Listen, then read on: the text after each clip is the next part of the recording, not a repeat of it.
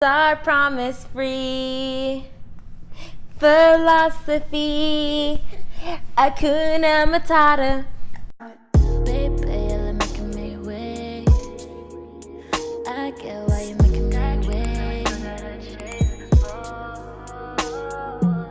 Our promise free philosophy, Hakuna Matata. All right, everybody, welcome back. It's Deja and Layla, and today, I'm sure you guys already guessed it, we're going to be reviewing the new Lion King and kind of comparing it to the original one, which is super hard to beat. So before we get started, I just want to make sure that you guys go ahead and give this video a big thumbs up and make sure that you guys are subscribed to my channel and turn on those post notifications so you get notified anytime that I post a video. And another thing before we get started, if you have not seen the original Lion King, then I'm just going to go ahead and put out a spoiler alert so I don't ruin the movie for you. But if you have not seen it, then you definitely need to watch the original before you go see the new live action one. So let's start off in the beginning. Well, actually, we're going to start overall. So I would give the overall movie a 7 out of 10. It was pretty good. The first half wasn't as good as the second half, but it definitely saved itself in the end. So shout out to all the directors and producers and the actors in this movie. I think they did a pretty good job trying to remake the original, which is hard to do. So I'm just gonna kind of go like piece by piece and tell you guys what I thought was good and what was bad. So in the beginning, they have the iconic scene of Rafiki marking Simba's head and raising him up on Pride Rock in front of all the animals, and all the animals are like jumping up and down, like I guess portraying that they're excited. That scene was pretty good. I mean, they started it out in the live action trying to really show the details of the animals and the landscape and of the nature, which was really, really nice. I think the graphics were amazing. The animals were really detailed, and overall, I really did enjoy the graphics. But yeah, so that first part was pretty good. The second part, we run into Scar. Now, Scar in the live action looked kind of weird to me because in the cartoon, obviously Scar has a black mane, but let's be real, this is a live action and lions don't have a black mane, so they kind of had to do the best they could with that, and they had a lion that was just a little darker in color, but he didn't have any black on him. So that's the only thing that I thought was weird as far as Scar. But yeah, so obviously Scar tells Simba about the elephant graveyard and kind of convinces him to go there. So then we move on to Simba, Nala, and Zazu going to the watering hole. So they're basically trying to lose Zazu so they can go away to the elephant graveyard. And this is where the song I Just Can't Wait to Be King starts playing. And I think Simba, young Nala did really good in their roles. Their voiceover was really close to the original, I would say, but Zazu is canceled. I'm sorry, I didn't like his acting, especially in the song I Just Can't Wait to Be oh my god, I don't know why I keep saying sing. I Just Can't Wait to Be King. Zazu's tone was really flat. I didn't really hear the emotion in his voice, and overall, his character throughout the entire movie, I didn't really like. So that's the only thing, but that song was pretty close to the original. I really liked the graphics in that one where they were trying to lose him amongst all the other animals at the watering hole. I mean, they did the best they could. Of course, in the original movie, the animals were like standing on top of each other and making like a whole pyramid, fountain type of thing, and it was super colorful and overall like super crazy. I mean, you can't do that in a live action. So, did you just see her eat my notes again? Oh my gosh. Anyways, Yeah. So they lose Zazu and they get themselves over to the elephant graveyard. And I think they portrayed the scenery very well in that one as well. And they have the hyenas. The hyenas. Jeez, what is up with me today? The hyenas, I would say, okay, hyenas are ugly, one. But for being live action, they looked good, but they were really ugly to me.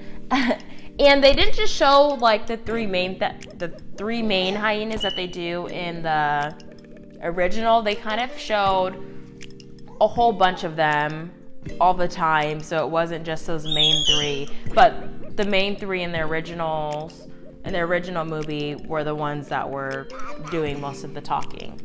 So that was pretty similar as to the first movie. But yeah, so of course Mufasa saves Simba, and then Scar's upset because the hyenas did not kill Simba and Nala, and then basically Scar sets up the gorge area and has the hyenas chase a stampede into the gorge while Simba's down there so Mufasa can go and try to save him, and Scar ultimately ends up killing Mufasa. Now that scene, I think they did a phenomenal job on. It was still emotional. It was heartbreaking seeing Mufasa die, and I think they did a great job on that scene. And this is around the time where things really started to pick up and get a lot better with the movie. So that happened, and then of course Simba runs away because Scar makes it seem that it's Simba's fault that Mufasa died, and then Pumbaa and Timon find Simba. Hold on one second. Layla!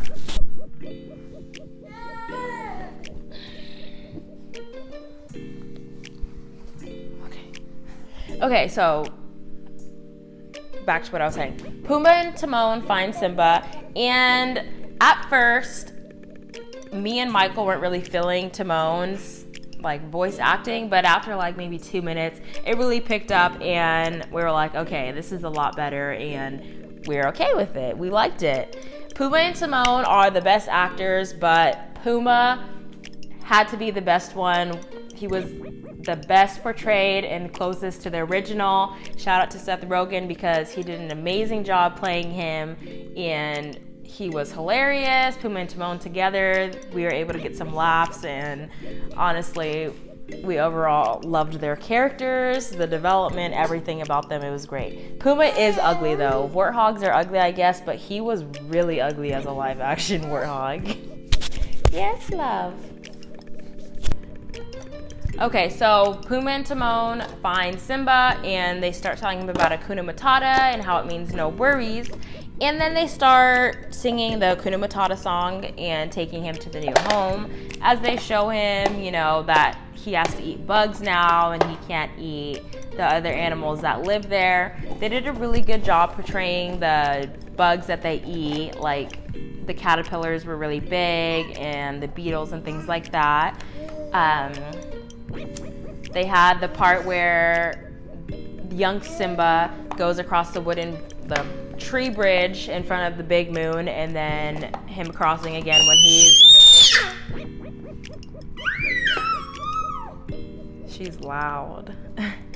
As soon as he's bigger, like a full-grown lion. So I think they did a really good job on that part. That's one of my favorite songs in the movies, and I really liked it. So the next thing I'm going to talk about is something that I did not like in the second half of the movie. It was basically an unnecessary journey of Simba's fur from his mane traveling to get to Rafiki, which was not in the first movie at all. That's not how Rafiki found out that Simba was alive. It was unnecessary, and I really did not like it. I think it was the directors and producers trying to show how, trying to focus in on detail of the other animals and the nature that they did, which was unnecessary, as I said before. But yeah, that's probably one of the only things I didn't like in the second half. So Nala comes to find Simba, and as you know, grown Nala is played by Beyonce. So as soon as Nala says something, you're able to know right away that that's Beyonce. And honestly, I don't think Beyonce should have been casted for that part because her voice is so distinct. There's no way for you to see a character without like instantly being like, that's Beyonce. But I mean, it is what it is. Oh well. So the part where they sing the song, Can You Feel the Love Tonight? That felt as close as it can be to the original. I thought it was really good. The song was really nice. Childish Gambino and Beyonce together in a song. They did an amazing job. So props to them for that. And yeah, I really liked that part. And then we go into the part where Simba starts running back to Pride Rock, and he's like determined. He's like, I'm gonna take back my rightful place as king. And the song Spirit's playing in the background in the original, right? So this is another thing that I didn't like. They added Beyonce's voice onto the original Spirit track, and it wasn't a necessary twist, but a girl's got to get her coin, so it is what it is. I didn't like it. They should have kept the original, but oh well. So then we go ahead and get to Pride Rock, where obviously the big fight is going to entail between Simba and Scar, and everybody finds out that Simba's still alive, and they find out that Scar killed Mufasa. So I think they did the best they could in this part as far as the graphics and everything like that. Something that I think that they should have done though in this fight scene was where Timon and Pumbaa were like dancing in front of the hyenas trying to get their attention, and they did in the original. Pumbaa was wearing like the hula skirt. It was super funny, but obviously they're not going to do that in the live action, but they should have done something kind of funny within the fight, in my opinion. But overall, I thought the movie was pretty good. I would recommend that you watch it. But as we all know, the remake is never better than the original, just so you guys know. But you guys go ahead and check it out. Let me know what you think about it. That's my take on it. I hope you guys enjoyed this video. Please make sure that you guys give this video a big thumbs up. And thank you guys so much for watching. And I'll see you guys later. Baby, you're making me wait. I get why you're making me